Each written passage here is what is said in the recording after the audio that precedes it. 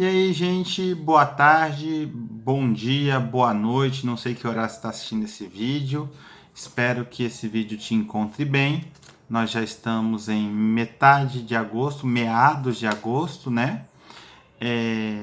Essa videoaula é sobre a religião no mundo mediterrâneo. E o que eu vou te falar hoje, sexto ano... Peraí que tá passando um carro. O que eu vou te falar hoje está nas páginas 128 e 129 do seu livro de história, tá? A religiosidade no mundo mediterrâneo era algo muito importante para gregos e para romanos. Por que eu estou falando dos dois? Eu não perdi a referência, eu sei que nós estamos falando de Roma, já falei tudo de Grécia, mas o seu livro trata de uma maneira muito interessante, muito inovadora para o ensino fundamental, a ideia de que a religião não era algo compartimentada no mundo antigo. Os gregos, eles tinham uma religião que era influenciada pelos outros povos, os romanos a mesma coisa, tá?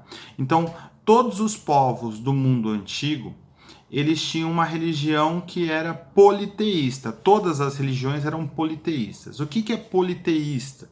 Politeísta é que acredita em vários deuses. A única religião do mundo antigo, né, pelo menos no Ocidente, que nós temos notícia que não era politeísta, era a religião judaica.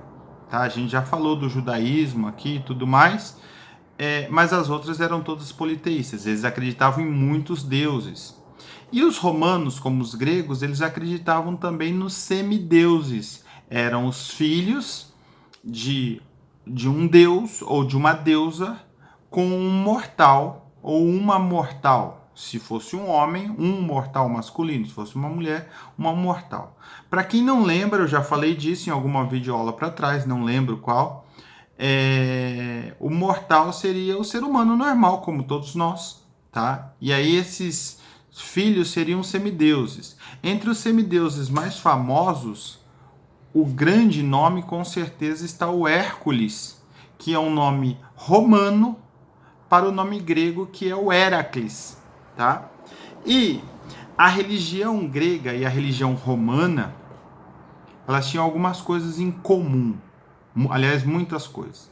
O que elas tinham em comum? Primeira coisa é que os romanos, eles adoravam, gostavam muito de se apropriar de outros deuses, de outros povos. Então, algo que para nós é estranho até, porque a gente não gosta de misturar uma religião com a outra. Pelo menos a gente tenta não fazer isso, apesar de às vezes acontecer.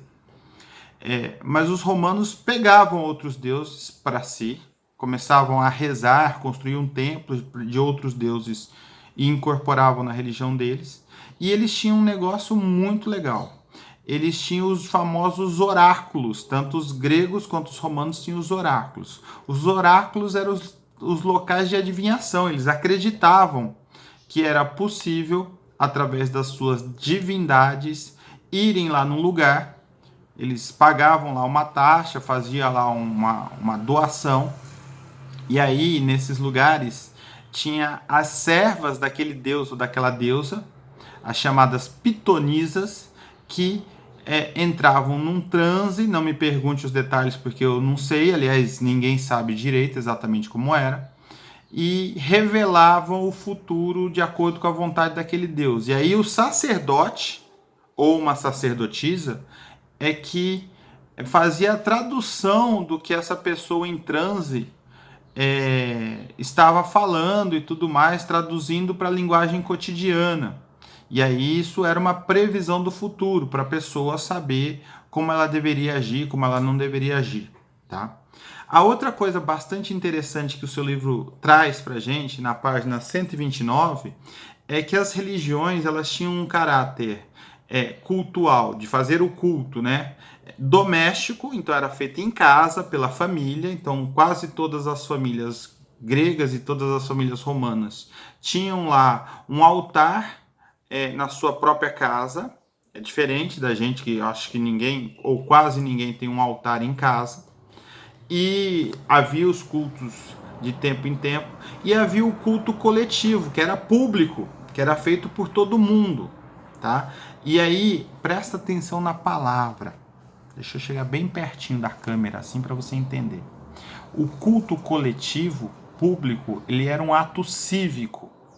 A palavra cívico quer dizer relativo à cidade. Uma palavra latina, relativa à cidade, que era oficial da cidade. Então todo mundo participava. Ah, vai ter o culto para o deus Júpiter, deus romano. Todo mundo da cidade ia honrar o deus romano, fazer a procissão, ir para o templo do Júpiter e tudo mais. Vai ter o culto para o deus Marte, deus da guerra romano. Vai todo mundo para o templo do deus Marte, fazer os rituais e tudo mais. Quando eu digo, então, que é uma festa cívica, eu estou dizendo que é uma festa da cidade, uma festa pública que todo mundo participa, tá? É mais ou menos o que seria o nosso Natal, o nosso Carnaval, o Réveillon, são festas públicas, tá? Todo mundo, de alguma forma, acaba entrando nisso tudo, comemorando, muda o cotidiano de todo o país, no caso de hoje em dia, antigamente de toda a cidade. Eu acho que é isso, tá? Eu acho que sobre religião grega e romana é isso. E aí na próxima aula a gente volta a falar só de Roma. Beijão, tô morrendo de saudade, espero encontrá-los logo, mas principalmente espero reencontrá-los bem. Tchau, tchau, até lá.